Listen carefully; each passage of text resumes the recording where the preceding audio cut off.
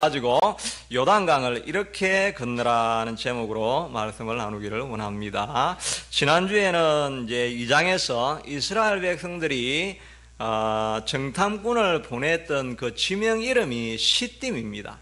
시딤에서 요단강까지가 몇 킬로냐니까 12km 정도 됩니다. 그래서 지난 설교를 통해 가지고는 시딤에서 출발해 가지고 요단강에 도달해 가지고 거기 3일 동안 머무르면서 너희는 자신을 성결하게 하라, 언약궤보다 앞서지 마라 하는 그 약속의 말씀을 들었고, 오늘 말씀은 실제로 이제 요단강을 건너가는 과정인데 이렇게 건너라 하는 것입니다. 처음에 제사장들이 언약궤를 메고 물가에 갔다가 발을 디디면 물이 끊어질 것이라고 했는데 실제로 문이 다 끊어져 가지고 저 위쪽 사르단에 있는 아담이라고 하는 그 마을에 물이 끊겨졌습니다. 거기에서 물이 계속 쌓이고 있고, 그 다음에 제사장들은 강을 건너 들어가 가지고 바로 가는 것이 아니라 거기에 머물러라 그랬습니다. 거기에서 머물러 있을 때 200만의 이스라엘 백성들이 다 지나가는데 아마 한나절은 좋게 걸려서 지나갔을 것입니다. 그리고 또 하나 부탁을 했는데 12명의 리더를 뽑아가지고 강가에 있는 돌을 12개를 주워가지고 올라가라 이렇게 이야기를 했습니다. 그리고 나서 이제 사람들이 다 지나가고 나니까 제사장들이 이제 신속하게 그 요단 언덕으로 건너가니까 물이 예전처럼 흘렀다 하는 내용을 오늘 기록해 주고 있는 것입니다. 그런데 이렇게 요단강을 건너갔는데 이 요단강을 건너갔다는 이 의미가 무엇인가 하는 것을 10절에 이렇게 말하고 있습니다. 말하되 살아계신 하나님이 너희 가운데 계시사 가나안 족속, 헷 족속, 히위 족속, 브리스 족속, 기르가스 족속, 아모리 족속과 여부스 족속을 너희 앞에서 반드시 쫓아내실 것을 이것으로 알리라 이렇게 이야기를 했거든요. 그러니까 요단강 건너는 자체보다는 이 요단강이 의미하는 것을 너희가 알아라, 그게 더 강한 의미인 것입니다. 그 의미가 뭐냐니까 너가 앞으로 건너가면 이게 족속이 많죠. 이게 헷 족속, 히위 족속, 그 가나안 족속, 기르가스, 아모리, 여부스 족속, 이런 많은 족속들이 있는데 이 족속들은 내가 몰아낼 것을 너희가 알아라, 내가 너희를 위해서 다 몰아내 주겠다는 이런 의미가 담겨 있다는 것입니다. 그래서 이제 하나님이 그렇게 말씀하시는 것이고, 우리 입장에서 보면은 요단강을 건너가서 우리 예수 그리스도를 영접하고 난 이후에 우리 앞에 놓여 있는 삶이 어떤 삶이냐 하면은 편안하고 젖과 꿀이 흐르는 땅이니까 그냥 천국같이 막 이렇게 모든 행복과 안락만 있는 땅이 아니고 무려 7족속이나 가나안 족속, 브리스, 기르가스, 아모리, 여부스 뭐 이런 족속이 있는데 그 사람들하고 끊임없이 투쟁을 해가지고 쟁취할 땅이 우리 앞에 놓여 있다는 것입니다. 그러니까 우리도 우리의 그리스도를 믿고 난 이후의 삶은 정복하고 다스려야 될 영적인 싸움을 계속해서 싸워야 될 땅이라는 것을 우리에게 말해주기 위해서 요단강을 건너가는 표징을 보여주었다 하는 것입니다. 그래서 사도 바울도 자기가 마지막 인생을 마무리하면서 뭐라 그랬습니까? 유명한 말을 했죠. 내가 선한 싸움을 싸우고 나의 믿음을 지켰으니 이제 부르는 나를 위하여 의의 면류관이 예비되어져 있다. 그러니까 이 바울이 했던 일이 뭡니까? 평생 예수 믿고 난 이후부터는 끊임없이 선한 싸움을 계속해서 했다는 것입니다. 그러니까 우리도, 여러분도 다 여러분 앞에 히위 족속, 여부스 족속, 아모리 족속, 가나안 족속이 다 앞에 있습니다. 질병의 문제, 가정의 문제, 관계의 문제, 비즈니스의 문제, 이런 문제들이 다 앞에 우리에게 산적에 있는데 그걸 가지고 왜 내게 이런 문제가 생겼지 이렇게 할 것이 아니라 하나님이 정복하라고, 이걸 요단강을 건너가는 것처럼 하나님이 이기게 해줄 테니까 이겨라고 하나님께서 우리에게 주신 문제라 하는 것입니다. 그래서 히브리서 10장에 보면은 우리는 만일 우리가 뒤로 물러가면 하나님께서 저를 기뻐하지 아니하시리니 우리는 뒤로 물러가 침륜에 빠질 자가 아니요 구원함에 이르는 믿음을 가진 자니라. 문제 앞에서 뒤로 물러가고 너무 힘드니까 나는 포기해야 되겠습니다, 이렇게 하면 하나님이 기뻐하지 않는다 하는 것입니다. 여러분이 가지고 있는 문제가 뭔지는 모르겠지만은 하여튼 우리의 사명은 나아가서 그 요단강을 건너는 것처럼 정복하고 다스려야 된다 하는 것입니다. 이런 마음의 결단이 날마다 있게 되기를 바랍니다. 이 예배 시간에 와서 그 마음의 결단을 새롭게 하는 것입니다. 지금 월드컵이 막 진행되고 있잖아요. 저는 우리 집에 TV를 꺼내가지고 볼라 해도 지금 볼 수가 없는 상황인데 유튜브를 가지고 저는 이제 서머리한 거, 하이라이트한 거 그것만 딱 보니까 어젠가 아ren가 포르투갈이 스페인이 이제 우승 후보국인데 해가지고 3대3으로 비겼어요. 그런데 호날두라는 사람이, 호날두 아십니까? 호날두라는 사람이 3골을 33세인데 3골을 월드컵에서 헤드트릭을 한 거예요. 이게 정말 놀라운 기적 같은 일입니다. 그래서 그 장면을 클로즈업 해가지고 이렇게 쫙 보여준데 2골은 하여튼 넣었고 마지막 3골은 프리킥으로 이렇게 차가지고 넣었거든요. 정말 공이 이게 바나나 킥으로 쫙 들어가는데 이게 정말 예술이더라고요. 예술. 그렇게 들어가는데 그 장면을 딱 클로즈업 해가지고 보여주던데 자기가 호날두가 딱 앞에 방패로 딱 서 있는 사람 뒤에 6걸음을 딱딱 걸어가더라고요. 정확하게 재어가지고 6걸음 딱 걸어가가지고 그 다음에 얼굴을 쫙 클로즈업 해주는데 정말 진짜 매 눈이더라고요. 정말 저게 골을 넣어야 되겠다는 이 뭐라고 표현할 수 없는, 여러분 보셔야 됩니다. 정말 그 집중력, 정말 몰두해가지고 그걸 딱 보고 6걸음을 딱 가서 찾는데 거기 딱 들어가더라고요. 그 차기 전에 심호흡을 한번 딱 하더라고요. 그때 제 마음이 정말 그렇구나. 저 마음을 내가 가져야 되겠구나. 꼬리는 넣고 말리라. 내가 이 땅을 정복하고 말리라. 물러서지 않아야 되겠다는, 이게 저도 큰 심호흡이 되더라고요. 이게 목회를 하면서 물러서지 않아야 되겠다, 이런 마음에 결단이 막 생기더라고요. 여러분들도 마찬가지입니다. 우리 앞에 있는 문제 때문에 뒤로 물러설 생각하지 말고 앞으로 나아가서 기도하고 하나님 말씀 듣고 예배하면서 승리의 간정으로 반드시 만들어내고야 말겠다 하는 이런 결단이 저와 여러분에게 있게 되기를 바랍니다.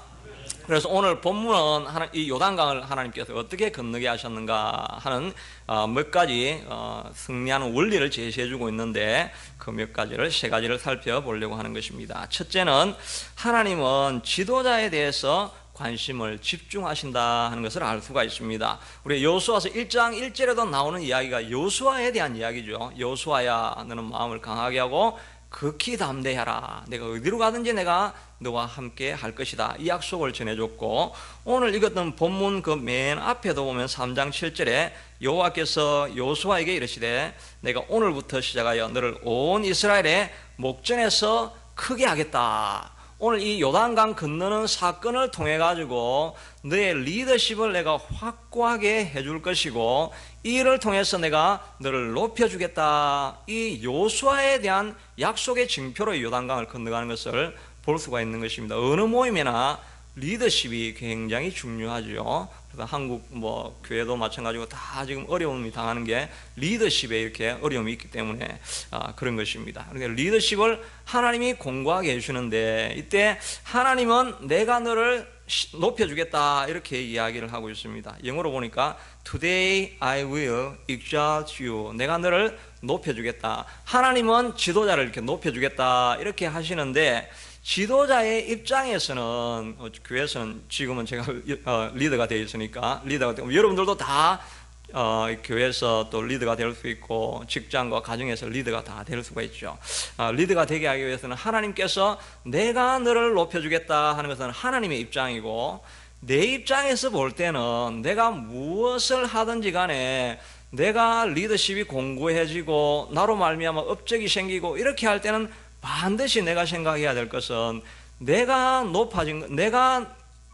사역을 통해서 이루어진 것이 아니라 하나님이 나를 높여주셨다, 이런 고백을 우리가 날마다 할 수가 있어야 된다는 것입니다. 어떤 업적을 이루어놓든지 간에 그것은 하나님이 온 회중을 이끌어가게 하기 위해서 너에게 그런 리더십을 세워주기 위해서 내가 이런 일들을 다 이루게 해주었다는 이 마음을 날마다 가져야 된다 하는 것입니다. 저도 하나님께서 제 리더십을 위해서 이렇게 도와주시는 그런 느낌을 받을 때가 이렇게 참 많습니다. 특별히 설교 준비할 때 이렇게 좀 어떤 때는 어려울 때가 있습니다.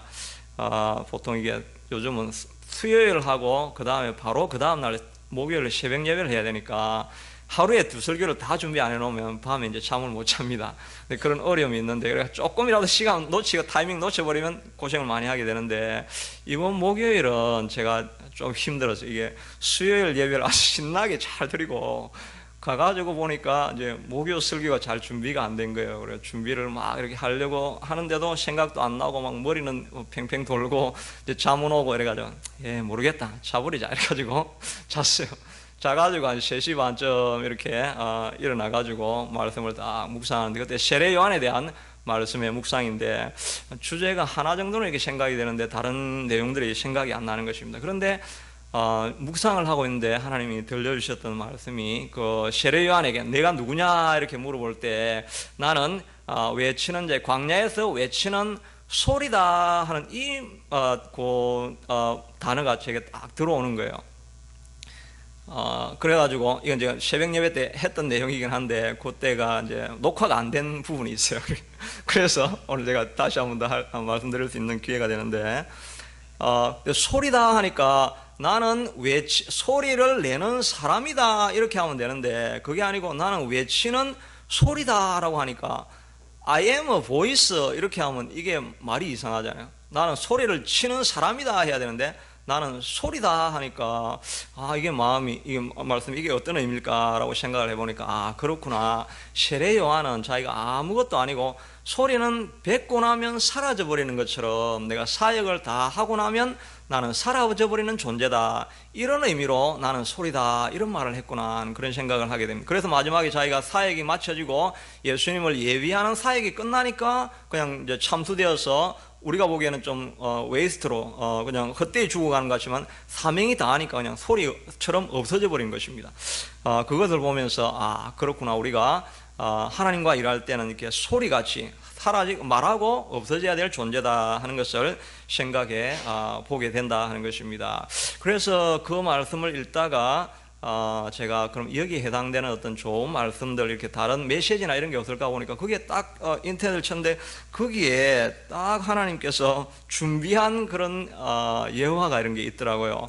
한국에 그 김동호 목사님이라는 분이 계신데 이분이 보이는 건축을 위해서 투자하는 것보다 보이지 않는 성전 건축이라고 해서 사람들 인재 양성하는데 또 가난한 자들 구제하는데 많은 헌물을 드리고 이런 사역을 하시다가 자기는 교회당이 없으니까 숭실대학교 강당을 빌려서 예배를 드리다가 그걸 이제 비워달라고 하니까 건물을 지을 수 없으니까 교회를 다 분산을 시켜버려요. 부교육자들한테 다 자기가 분담해서 교회를 하라 그러고 자기는 그냥 순례 사역을 하는 이런 분이십니다. 그래서 여러 가지 독특한 목회를 통해서 많은 영향을 미치고 있는데, 그분 페이스북에 이렇게 보니까 이런 말들이 있더라고요. 자기가 젊었을 때 전도사 시절 때 사역을 할 때 그런 경험들이었는데, 자기 부서에 무슨 부탁할 게 있어서 어떻게 할까 하다가 거기에 제일 유력한 장로님이 계셨습니다. 거의 교회 재정의 3분의 1을 이분이 헌금을 하시니까 교회에 굉장히 파워가 있는 장로님이시죠. 그래서 그분에게 부탁을 하면 되겠다라고 하면서 교회 자기 부서에 대한 청원을 이렇게 하니까 이분이 하시는 말씀이 자기가 오래 잊혀지지 않는 말씀으로 남았는데, 전도사님이 알다시피 제가 연보를 좀 많이 하지 않습니까? 그래서 저는 당회에서 발언을 잘 안 합니다. 연보를 많이 하든 말을 많이 하든 둘 중에 하나만 해야지 둘 다 많이 하면 득스럽지 못합니다. 이 말 한 게 자기의 마음에 깊이 쌓였다 하는 것입니다. 어떤 사역을 하고 교회 큰일을 하지만 그냥 소리 해버리고 나서 그냥 사라지는 존재, 이런 존재가 우리가 되어야 되는구나 하는 그런 생각을 했다는 것입니다. 그리고 그게 또 밑에 보니까 자기 있을 때 담임 목사님이 은퇴하시면서 원로 목사가 되면서 은퇴식을 했을 때 이분이 나오셔가지고 딱 2마디를 하셨다는 거예요. 성경 한 구절을 읽었는데 누가복음 17장 9절에 있는 말씀입니다. 명한 대로 행하였다고 종에게 감사하겠느냐? 이와 같이 너희도 명령받은 것을 다 행한 후에 이르기를 우리는 무익한 종이라 하여야 할 일을 한 것뿐이라 할지니라. 이 말씀을 딱 읽고 그 다음에 한마디 대해서 무익한 종은 물러갑니다. 그동안 감사했습니다. 이렇게 짧은 퇴임사를 했는데 그 말씀이 자기의 평생에 잊혀지지 아니하는 귀한 말씀이 되어 있더라 하는 것입니다. 바로 이게 리더의 모습인 것입니다. 하나님께서 높여주시고 세워주시고 다 하셨지만 그러나 내가 한 것이 아니라 하나님이 다 하신 것이기 때문에 우리는 그냥 소리로 불려지고 들려지고 나면 그냥 나는 다 없어지는 존재가 되어지는 것, 이 삶을 살아가는 그 정표로 우리가 늘 삼아야 된다 하는 것입니다. 그래서 하나님께서 우리를 높이셔도 하나님이 높이신다는 것. 시편 75편을 보면 높이는 일이 동에서나 서에서나 남에서 말미암지 아니하고 오직 재판장이신 하나님이 높일 자를 높이고 낮출 자를 낮추신다. 하나님이 우리를 세우시고 어떤 자리에 있든지 간에 세우셨으면 하나님이 있게 하신 것이고, 여러분에게 더 많은 것을 가질 수 있게 하시고 더 많은 남들보다 많은 달란트를 가지고 있다고 한다면 그건 다 하나님이 주신 것이기 때문에 다 하나님을 위해서 쓰고 나서는 나는 무익한 종이었습니다. 이렇게 고백하는 것이 지도자의 리더의 삶이라 하는 것을 이 오늘 첫 번째 주는 교훈으로 우리가 생각할 수 있다 하는 것입니다.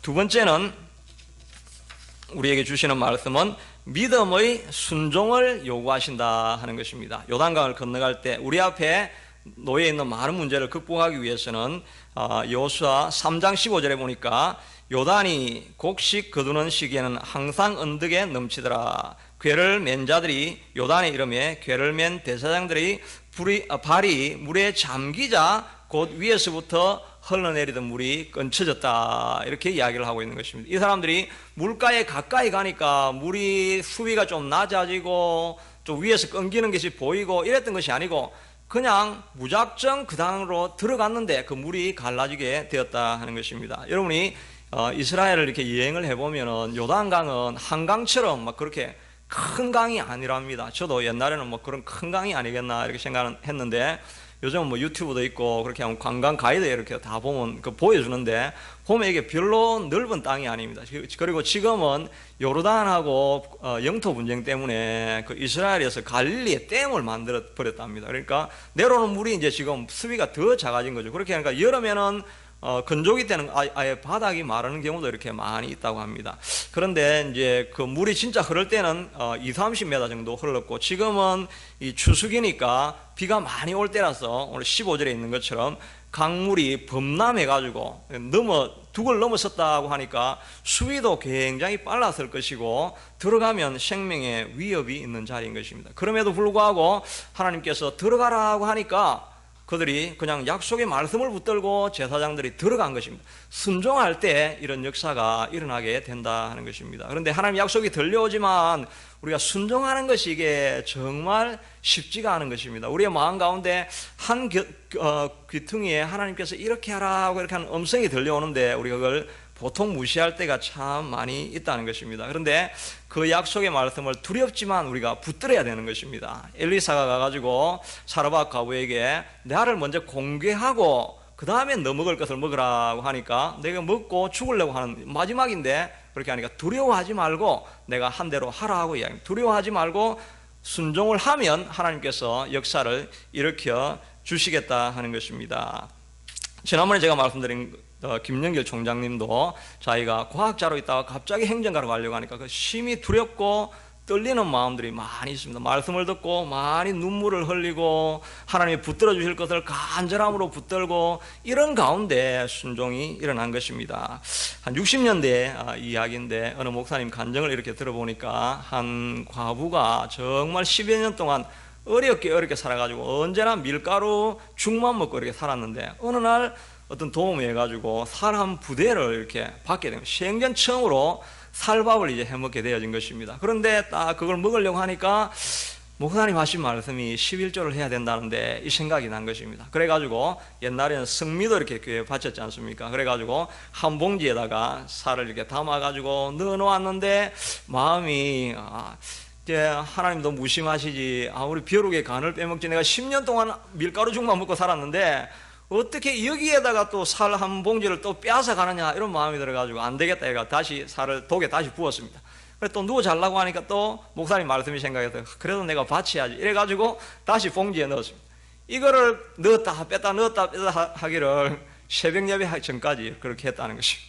그래도 하나님께 바쳐야 되겠다 하는 마음을 가지고 그걸 들고 이렇게 가다가 너무 많이 울어가지고 논바닥에 자빠진 거예요.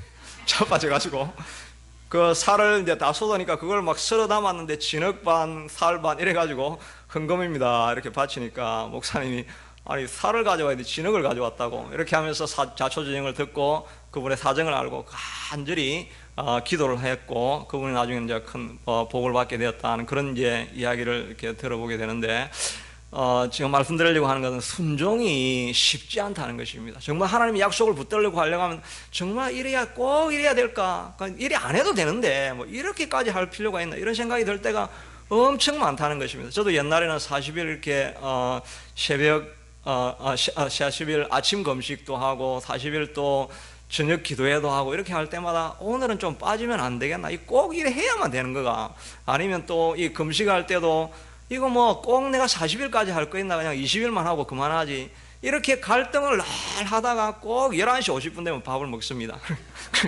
그걸 끝까지 지켜야 되는데 꼭 11시 50분 되면 이상하게 11시 50분에 그걸 먹어야 돼요. 그걸 10분만 기다리면 되는데 그렇게 하면서 또 회개도 하고 근데 순종한다는 게 이렇게 끊임없는 갈등이 있는 거예요. 그런데 그걸 가지고 하나님 앞에 눈물로 그렇게 하면서 늘 하나님을 생각하는 거예요. 하나님 제가 꼭 이렇게 해야 됩니까? 이렇게 계속해서 갈등하면서 하나님과 대화하는 가운데 하나님과의 관계가 점점 깊어져 가는 것입니다. 순종을 완벽하게 하는 사람들은 거의 없는 것입니다. 여러분 아브라함을 생각해 보십시오. 아브라함이 믿음의 사람이라고 생각하지만 실제로 정말 그 불투명한 그런 순종이었습니다. 자기 집에 본토 친척 아비 집을 떠나라고 했는데 롯을 데려왔죠. 자기 아버지하고 같이 나왔죠. 그 다음에 85세 10년이 지나가지고 아들을 안 주십니까? 이렇게 하니까 밖으로 나와서 하늘의 뭇별을 바라보라니까 그 많은 별을 바라보면서 이게 네 아들이 이렇게 될 것이다 이렇게 했는데 믿습니다 그렇게 해놔놓고 그 다음에 86세에 하갈인데 들어가가지고 이스마엘을 낳습니다. 그리고 나중에 마지막에 99세에 다음 해에 네 사라가 아들을 낳을 것이다 이렇게 한 게 창세기 18장 19장에 그 이야기가 나옵니다. 그런데 20장에 무슨 이야기가 나오느냐 20장에 이 아브라함이 다시 그랄 땅으로 내려갑니다. 이 아브라함이 와이프를 2번 팔았죠. 애굽에서 한 번 팔고 그 다음에 이 그랄 땅에 가서 또 팔은 그때 나이가 성경을 잘 살펴보면 99세입니다. 그 앞에 이야기가 내년 이맘때 아들을 낳게 해주겠다 이렇게 이야기를 한 것입니다. 그런데 내려가가지고 와이프를 뺏길 뻔했는데 하나님의 도움으로 찾아오고 이렇게 하는 게 그 약속을 믿는다고 해놔놓고 안 믿은 것입니다. 나중에 창세기 이제 22장에 가면 아브라함에게 이제 아들이 얻고 난 이후에 너 아들 이삭을 모리아산에 가서 바쳐라 이렇게 하잖아요. 모리아산에 가서 바치는데 그게 창세기 22장인데 그 성경에 보면 아침 일찍 안장을 해가지고 이렇게 갑니다. 그렇게 가면 사람들이 역시 아브라함은 믿음의 조상이야 이렇게 하는데 그 브엘셰바에서 모리아산까지 가는데 모리아산은 지금 역사적으로 찾아보면 정확한 위치는 알 수 없는데 거의 대다수의 사람들은 예루살렘이었을 것이라 이렇게 추정을 많이 합니다. 그렇게 하는데 그걸 브엘셰바에서 이 모리아산 예루살렘까지 거리를 따지면 한 60km 정도 됩니다. 60km 정도 되면 낙이 안장을 지우고 이렇게 가면 하루길 하면 갈 수 있는 길입니다. 그런데 창세기 22장 4절에 보면 제3일에 아브라함이 눈을 들어 그곳을 모리아산을 멀리 바라본지라 이렇게 무슨 말입니까? 3일이 걸렸다는 거예요. 아브라함도 아들을 바쳐야 되겠다고 마음은 있어가지고 아들을 무조건 태우고 순종해야지 하고 갔는데 가는 길에 엄청난 갈등이 생겼다는 것입니다. 내가 꼭 이 아들을 바쳐야 되겠나? 뭐 다른 길은 없나? 그렇게 하면서 그냥 가도 되는데 일부러 자빠지고 일부러 낙이 차가지고 막 나귀하고 싸우고 나귀야 왜 그러냐 뭐 이렇게 하면서 막 온갖 구실을 다 붙여가지고 질질 끌리다시피 해가지고 그래도 가야지 그래가지고 3일째 도착해가지고 도착한 것도 아니고 거기서 멀리 모리아산이 보이더라 이렇게 이야기하는데 순종이라는 게 이렇게 어렵고 힘든 과정을 지나가는 불완전한 것 같은 순종인데 하나님께서 그래도 그걸 지키려고 애를 쓰는 그 사람을 보고 긍휼을 베푸시고 인도하셔서 이끌어가는 것이 그게 우리의 신앙의 삶인 것입니다. 근데 이단은 그래 안 합니다. 순종하라 그러면 집에 다 바쳐버리고 인간미가 하나도 없습니다. 그냥 바치라 그러면 다 바치고 뭐 마음에 남는 게 아무것도 없고 그러나 내가 뭐 순종했다고 이렇게 그럼 그건 인간이 아니죠. 그거는. 근데 우리 인간의 하나님의 이미지를 닮아 살아가고 있는 우리 인간은 끊임없는 이런 갈등 이 속에서 하나님과 스트러글 하면서 나아가는 이게 순종의 과정이라는 것입니다. 여러분이 순종을 해야 되는데 잘 순종을 못하고 실패하고 그런 거 있죠. 그게 순종의 과정인 것입니다. 실패하는 그 과정이 순종으로 나아가는 과정이 된다 하는 것입니다. 그래서 마지막에 하나님께서 아브라함아 내 사랑하는 독자 이삭이라도 내가 이제 아끼지 아니하였으니 네가 참으로 나를 경외하는 줄 아노라. 그 과정에 아브라함이 진짜 순종을 했습니까? 막 피하려고 오만 길을 다 가는데 그래도 그걸 보고 하나님이 그게 바로 순종이다 라고 말씀하는 게 우리의 신앙의 길이라는 것입니다. 어려운 우리 앞에 있는 짐을 다 이겨내려고 하면 이런 과정들을 눈물로 예수님과 함께 동행하는 과정이 반드시 지나가야 된다는 것입니다. 이런 모든 믿음의 순종에서 저와 여러분이 꼭 성공하기를 바랍니다. 우리 다 순종의 꼭대기에 올라가서 우리 잘했습니다, 수고했습니다 이렇게 만나실 수 있는 저와 여러분이 되기를 바랍니다. 마지막으로는 이 전쟁에서 계속해서 이기기 위해서는 다음 세대를 꼭 기억하고 다음 세대에 간증을 해주라 하는 것입니다. 오늘 읽었던 3장 12절에 보면은 이제 이스라엘 지파 중에서 각 지파에 한 사람씩 12명을 택해라 하는 이 내용이 나옵니다. 여러분 지금 보면 이게 왜 그렇게 들어가는지 여러분 잘 이렇게 구분이 안 될 거예요. 막 이렇게 좀 믹스업 돼가지고 그렇게 했는데 집에 가서 이렇게 저는 설교하기 위해서 촘촘하게 살펴보면 이게 뚱딴지 같이 갑자기 이게 3장 12절 말씀에 나와요. 12명의 지파의 대표를 세우라는 거예요. 이건 그럼 대표를 세워가지고 언약궤를 짊어지고 가라는 겁니까? 아닙니다. 언약궤는 누가 지고 갑니까? 제사장이 지고 가는 거예요. 12명은 각 지파의 리더 중에 한 명을 뽑아라는 거예요. 근데 그 사람이 뽑았는데 그걸 왜 뽑았는지 이야기가 안 나와 있어요. 그런데 그게 4장에 나오면 그 이야기가 4장 이야기 전체다를 나타내고 있는 그 내용이 다 기록되어 있습니다. 그래서 14장 6절에 보면은 어떻게 하라느냐 하면 너희가 거기 가서 요단강 안에 있는 돌 12개를 다 취해가지고 돌무더기를 만들어라 하는 내용이 나오고 이것이 너희 중에 표징이 될 것이다 라고 하는 것입니다. 무엇에 대한 표징이냐 하니까 6절 그 이후에 보면 후일에 너희 자손들이 물어 이르되 이 돌들은 무슨 뜻이냐 하거든. 다음 세대가 물어볼 때 어떤 일이 일어나냐니까 하나님이 우리가 요단강을 건너게 하셨는데 지나갈 때 그 강물이 딱 멈춰서고 우리가 거기를 마른 땅을 지나갔다. 그래서 우리가 돌을 여기 가져와서 여기 쌓아놨다. 이런 이야기를 다음 세대에 전해주라는 의미에서 이 10돌을 준비하신 것입니다. 그러니까 하나님은 전쟁을 막 싸워야 될 이 일에 대해서도 집중을 하지만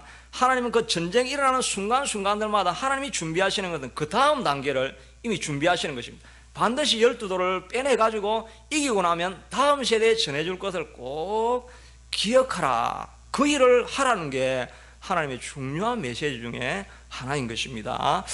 오늘날 우리 한국 교회의 모든 화두가 다 이 내용이죠. 다음 세대에 어떻게 복음을 전할 것인가. 한국에는 어려운데 우리는 더욱더 어려운 게 언어가 통하지 않으니까 애들하고 대화가 안 되는 것입니다. 저도 어릴 때는 대화를 참 이렇게 잘하고 이렇게 했습니다. 영어로도 아주 유창하게 잘하고 있어요. 왜냐하면 굉장히 심플한 영어만 하니까.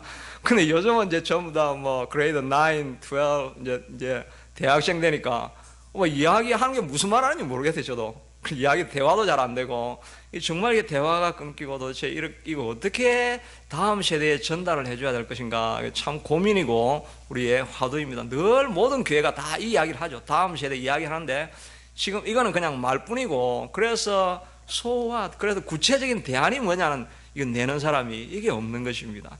저도 이렇게 고민을 참 많이 하면서 이걸 어떻게 해야 되는가 하는 많은 생각을 하고 있는데 제가 최근에 이제 어떤 강의를 들어보니까 미국의 뉴욕 프라미스 처치라는 교회가 옛날에 컴퓨 교회에 와서 그 목사님 김남수 목사님이라는 분이 그 사역한 이야기를 전해주는 걸 들었습니다. 이분의 전략이 뭐냐니까 414이라고 옛날 신문에도 많이 나왔는데 최근에 그게 잠잠해졌어요.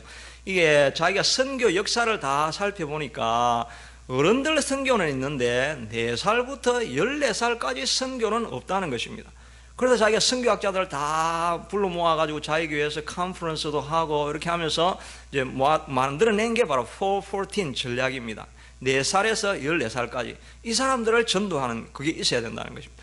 자기가 도전을 받았던 게 북한에 가서 이렇게 방문을 해보니까 갓 태어난 애들 그 타가수에 맡겨가지고 거기서부터 주체사상 강의를 하는 것입니다.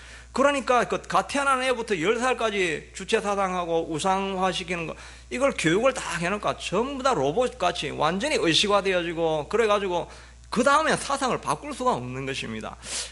어릴 때 교육이 중요하구나, 그런 걸 깨달았고, 그 다음에 와서 또 이제 이슬람 사역하는 걸 자기가 보니까 이슬람이 하는 게 주로 빈민국의 그 오일 머니를 가지고 빈민국의 교육기관을 다 세워준다는 것입니다. 그래서 어릴 때부터 그 이슬람 교육기관에서 교육을 받게 되니까, 어릴 때부터 이슬람 교육을 받으니까 그 사람들이 자연스럽게 이슬람화 되더라는 것입니다. 그래서 자기가 그걸 보고 이렇게 어릴 때부터 교육하는 게 중요하겠구나, 이런 생각을 가지고, 그래서 자기도 자기 교회의 모든 재정을 모아가지고 멕시코에 빈민가에 학교를 시작합니다. 그래서 어릴 때부터 학교 교육을, 크리스찬 교육을 어릴 때부터 자꾸 시켜놓으니까 복음을 안 전해도 걔들이 점점 자라면서 그 마을이 기독교화되어지고 마을이 완전히 바뀌어지는 그런 새로운 공동체가 형성이 되더라 하는 것입니다. 우리가 많이 나가서 선교를 하지만 그 결과가 잘 안 보일 수 있는데, 이거는 돈은 많이 투자하는 것 같은데 어릴 때부터 하니까 오랜 시간은 걸리지만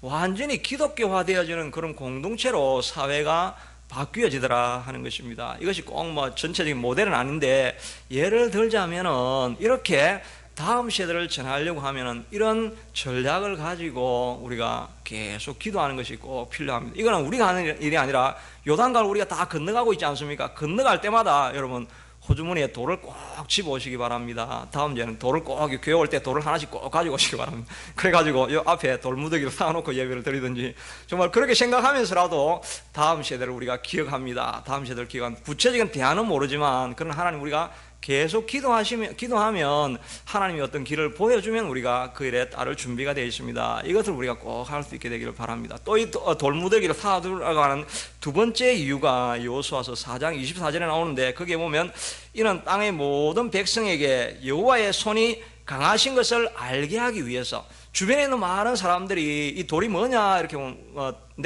다음 세대가 물어볼 수 있지만, 주변에 있는 사람들이 이 돌무더기가 뭡니까 하고 유대인한테 물어보면 우리 하나님이 이 강을 건너게 하셨다, 이걸 사람들이 증거해 주라고 이 돌무더기를 쌓아놓았다 하는 것입니다. 그러니까 여러분들도 여러분의 삶에서 그리스도 안에서 승리한 간증이 있으면 그걸 숨겨두지 말고 주변에 있는 사람들에게 이야기를 하라는 겁니다. 내가 이렇게 하나님 앞에 살았더니 하나님께서 이런 복을 주시고 치유하셨고 내 가족이 회복되어졌고, 이걸 주변에 있는 사람들이 자꾸 간증하는 것이 돌을 쌓아두는 것입니다. 우리 오늘 예배도 마찬가지입니다. 예배를 다 드리고 나면 여러분 어떻게 됐든지 간에 마음에 쌓여지는 은혜가 있지 않습니까? 그 은혜가 있으면 어떻게 해야 됩니까? 우리가 반응을 해야 됩니다. 그래서 제가 주보에 보시면 제가 마지막 찬송을 뭘 할까 이렇게 고민을 좀 많이 했어요. 꼭 보실 필요는 없습니다. 그냥 거기 내가 마지막 찬송을 뭘 할까라고 생각을 해보니까 다른 거 없어요. 예배 드리고 나서 은혜를 받았으면 우리의 사명을 위해서 찬송을 해야 돼요. 다시 또 은혜를 달라고 기도할 필요도 없고, 받았으니까 사명을 위해서 우리가 찬송하고 나가면 되는 것입니다. 그러니까 제가 마지막 붙이는 찬송은 전부 다 전도 찬송입니다. 전하고 기도해 빛의 사자들이여, 다 이게 그거만 하는 것입니다. 사명을 생각하는 것입니다. 여러분이 아마 좀 눈치가 있으면 똑같은 찬송을 계속하네, 아마 그런 게 하셨을 거예요. 우리 이게 꼭 계속할지는 모르겠지만 그게 원리에 맞는 것입니다. 말씀을 받았으니까 돌무더기를 가지고 전하러 가야 되니까 전하는 것입니다. 그러니까 우리가 교회 예배를 통해서 마지막에 할 일은 나가서 어떻게 하든지 내가 가졌던 간정, 내가 받았던 은혜를 주변에 나누는 그런 삶이 될 수 있게 되기를 간절히 축원드립니다. 아멘. 오늘 우리 같이 한번 기도하기를 원합니다. 주신 말씀을 가지고 하나님, 우리가 무슨 봉사를 하든지 간에 부족한